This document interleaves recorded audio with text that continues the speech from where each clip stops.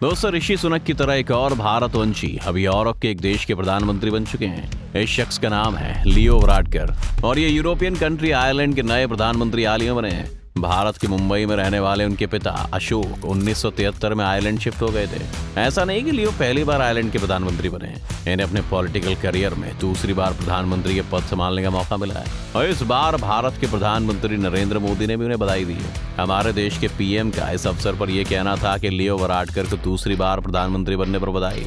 Ireland के साथ ऐतिहासिक संबंधों, साझा संवैधानिक मूल्यों और मल्टीलेटरल कोऑपरेशन को वो बहुत ज्यादा इंपॉर्टेंस देते हैं। दोनों देशों की इकोनॉमी को नई ऊंचाई पर पहुंचाने के लिए वो साथ मिलकर काम करेंगे। तो चलिए इसी के साथ हम आपको लियो वराडकर के बारे में बताते हैं और इनको दोबारा पीएम बनने के हमारे रिश्ते पर क्या असर आएगा उसके बारे में भी आज हम आपको इस वीडियो में बताते हैं। तो चलिए ज्यादा वक्त न गवाते हुए आज की वीडियो की शुरुआत करते हैं। 43 साल के लियो आयरलैंड के इतिहास के सबसे कम उम्र के प्रधानमंत्री हैं। 2017 में 38 साल की उम्र में वो पहली बार प्रधानमंत्री बने थे। उनका ये कार्यकाल 2020 तक चला था। इतना ही नहीं, वो आयरलैंड के पहले गे पीएम भी हैं। उनका जन्म 18 जनवरी 1979 को आयरलैंड की राजधानी डबलिन में हुआ था। लियो की primary education Saint Francis National School में हुई थी। आगे की पढ़ाई के लिए उन्होंने एक निजी सेकेंडरी स्कूल किंग्स हॉस्पिटल में एडमिशन लिया। इसके बाद 2003 में डबलिन के ट्रिनिटी कॉलेज से उन्होंने मेडिकल की डिग्री ली। इसके बाद उन्होंने मेडिकल प्रैक्टिस शुरू की थी। उन्होंने अपने स्टूडेंट डेज से ही राजनीति की ओर अपने कदम बढ़ा दिए थे। साल 2007 में वो डबलिन वेस्ट से फाइन गेल के टिकट पर चुनाव जीते और काउंसलर बने। उस वक्त तो केवल 24 साल के थे। अब उनके परिवार के बारे में बात करें तो उनकी मां मरियम का संबंध आयरलैंड से ही था। लियो की मां मरियम नर्स का काम करती थी। उनके पिता अशोक भारतीय प्रवासी भी थे। अशोक महाराष्ट्र के सिंधुदुर्ग जिले के वराड गांव में से थे और मुंबई में रहते थे। वो पेशे से डॉक्टर थे और 1960 के दशक में इंग्लैंड की नेशनल हेल्थ सर्विस में काम करते थे। यहीं पर दोनों की मुलाकात हुई थी। इस मुलाकात के बाद दोनों के बीच में प्यार हुआ और वो आयरलैंड में शिफ्ट हो गए। 2015 में किया था गे होने का ऐलान। आयरलैंड में 1993 तक होमोसेक्सुअलिटी को एक अपराध माना जाता था। 2013 में आयरलैंड ने एक रेफरेंडम करवाया था, जिसके बाद वहां 2015 के मई महीने से सेम सेक्स शादी को मान्यता दी गई। इसके कुछ महीने पहले जनवरी 2015 में वराडकर खुलकर सामने आए और उन्होंने अपने होमोसेक्सुअल होने की बात आयरलैंड की पब्लिक के सामने रखी। उस वक्त वो हेल्थ मिनिस्टर थे। समझौते के तहत वराडकर पीएम बने। अब बात करें कि आखिर दोबारा प्रधानमंत्री कैसे बने वो, तो आयरलैंड में 2020 में आम चुनाव हुए थे। इसके बाद माइकल मार्टिन की पार्टी फियाना फेल और वराडकर की पार्टी फिने गायल के बीच ऐतिहासिक समझौता हुआ था। इसके बाद मार्टिन देश के प्रधानमंत्री बने थे। समझौते के तहत तय हुआ था। इसमें 5 साल के कार्यकाल के शुरुआती 2.5 साल में मार्टिन देश के प्रधानमंत्री और वराडकर उप प्रधानमंत्री थे।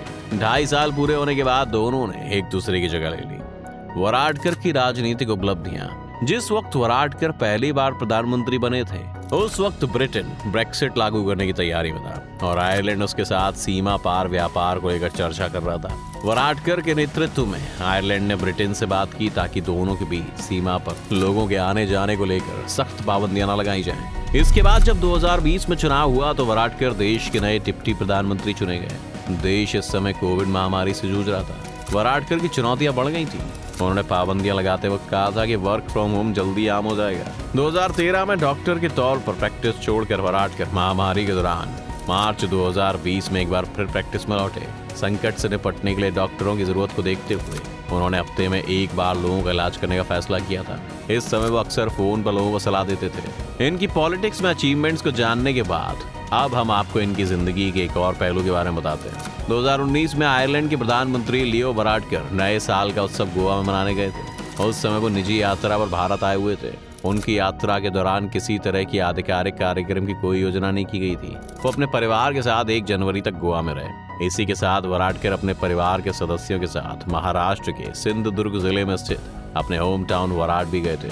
वराडकर ने बताया था कि उनके लिए एक स्पेशल मोमेंट था क्योंकि उनकी 3 पीढ़ियों ने वराड में जन्म लिया था, इसीलिए वो जगह उनके लिए स्पेशल है। जब वो वहाँ पहुंचे तो ग्रामीणों ने उन्हें सम्मानित भी किया। इनके बारे में इतनी बातों को जानने के बाद अब हम आपको इस बारे में बताते हैं कि इनके दोबारा प्रधानमंत्री बनने के बाद भारत और आयरलैंड के रिश्ते में क्या बदलाव आएगा। इसका जवाब अगर हम एक लाइन में दें तो वो होगा और मजबूत। आयरलैंड और इंडिया एक बायलैटरल रिलेशन शेयर करते हैं। जिन लोगों को ना पता उन्हें बता दें कि बायलैटरल रिलेशनशिप वो होता है जिसमें दो देश पॉलिटिकल, कल्चरल और इकोनॉमिकल रिलेशंस को कंडक्ट करते हैं। इस बायलैटरल रिलेशनशिप्स की वजह से आज तक भारत ने 1 बिलियन यूरोस को बायलैटरल ट्रेड किया है। इसी के साथ इन्होंने 4 बिलियन डॉलर्स की ट्रेडिंग सर्विसेज भी की हैं। अगर आज के समय में भारत और आयरलैंड कल्चरली और इकोनॉमिकली क्लोज हैं, तो इसकी एक वजह इन दोनों से जुड़ा हुआ इतिहास है।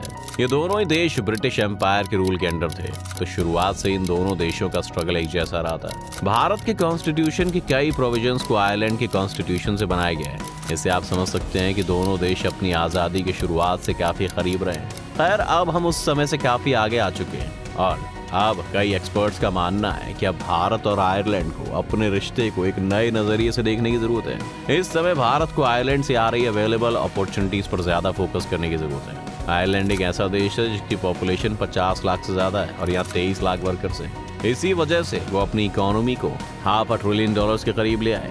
इस नजरिए से देखा जाए तो इंडिया के पास आयरलैंड से ट्रेड के सेक्टर में पाने के लिए बहुत कुछ अवेलेबल है और लियो के आने से इस पॉसिबिलिटी को और बेहतर तरीके से एक्सप्लोर किया जा सकता है। आयरलैंड के मेडटेक, फार्मा, एरोस्पेस, एमआरओ बहुत मजबूत दिखाई दे रहे हैं। इन सभी सेक्टर्स में एक ज्वाइंट प्रोग्राम होस्ट करने से दोनों ही देशों की कमियों को एक हद तक पूरा किया जा सकता है। फिलहाल भारत आयरलैंड को organic chemicals, textiles, medical devices, plastic और रबर को एक्सपोर्ट करता है और वहां से machinery, mechanical appliances, telecommunication equipment, computer accessories और प्रिसीजन इक्विपमेंट को इंपोर्ट करता है। तो ट्रेड को और भी बेहतर बनाने के लिए इन दोनों देशों को अपने रिलेशंस को ग्राउंड लेवल से बनाना होगा।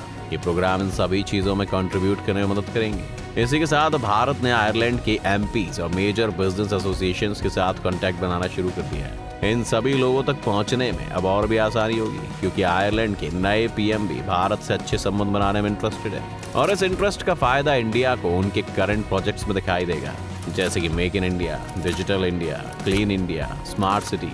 Ireland agricultural, clean technologies, fintech, medtech, aviation और टूरिज्म जैसे सेक्टर्स में काफी स्ट्रॉन्ग है। ये सभी प्रोजेक्ट्स इन सभी सेक्टर्स से डायरेक्टली एंड इनडायरेक्टली लिंक्ड है। आने वाले टाइम में अगर भारत को आयरलैंड के इन सभी सेक्टर से मदद मिलती है तो ये डेवलपमेंट की एक अलग स्केल पर पहुंच जाएंगे। इसी के साथ कोविड के बाद जो आयरिश इंडस्ट्री बनी है वो आत्मनिर्भर भारत में एक बहुत बड़ा पॉजिटिव शिफ्ट लेकर आ सकती है, वो भी खास तौर से डिजिटल सेक्टर में। आयरलैंड इस समय दुनिया की टॉप टेक हब्स में से एक माना जाता है। इस समय इनके पास एक ऐसा इंफ्रास्ट्रक्चर, स्किल्स और टेक्नोलॉजी है जिसे पूरी दुनिया हासिल करना चाहती है। इसी वजह से आयरलैंड दुनिया की दूसरी सबसे बड़ी कंप्यूटर और आईटी सर्विसेज की एक्सपोर्टर है। अगर ये टेक्नोलॉजी भारत के पास आ जाती है तो डिजिटल सेक्टर की प्रोग्रेस डबल या ट्रिपल रेट पर पहुंच सकती है। इनका रिलेशन सिर्फ यहीं तक नहीं रुकेगा, ये दोनों देश टेररिज्म और टेररिस्ट एक्टिविटीज का सामना करने के लिए भी एक साथ आएंगे और इसका हिंट हमें पुलवामा में हुए टेररिस्ट अटैक के बाद पता लग गया था। इस हादसे के बाद आयरलैंड की एक ऑफिशियल स्टेटमेंट आई थी जिसमें उन्होंने इस अटैक को स्ट्रांगली कंडेम किया था। तो ये कुछ ऐसे डेवलपमेंट्स हैं जिन्हें आप जल्द से जल्द अपनी आंखों के सामने देख सकेंगे। अब टेररिज्म से हटकर हम जॉब अपॉर्चुनिटीज के बारे में बात करें तो इसमें काफी पोटेंशियल दिख रहा है। इंडियंस के लिए आयरलैंड ने अपने हेल्थ केयर सेक्टर में एक लार्ज स्केल पर रिक्रूटमेंट ड्राइव चलाई है। अभी तक हमने जितनी भी बातें की हैं वो इकोनॉमिक ग्रोथ से जुड़ी हुई थी। अब कल्चरल सेंस में बात करें तो आयरलैंड में एक मेजर कल्चरल फेस्ट अप्रूव किया गया था, लेकिन कोविड की वजह से उस पर काम आगे नहीं किया जा सका। वहां से बसी इंडियन कम्युनिटी को एम्बेसी काफी स्ट्रांगली सपोर्ट करती है। यहाँ आने वाले समय में एक इंडियन फिल्म फेस्टिवल भी ऑर्गेनाइज किया जाएगा जहाँ एक्टर्स और डायरेक्टर्स के साथ पैनल डिस्कशन किया जाएगा। इसी के साथ ट्रेडिशनल इंडियन लाइफस्टाइल को प्रमोट करने के लिए इंडियन हर्ब्स और स्पाइसेस की प्रमोशन को बूस्ट किया जाएगा। इतना ही नहीं, इंस्टीट्यूशंस में योगा को प्रमोट करने के लिए प्रपोजल पर तेजी से काम चल रहा है। तो लियो वाराडकर के प्रधानमंत्री बनने के बारे में आपका क्या ख्याल है दोस्तों?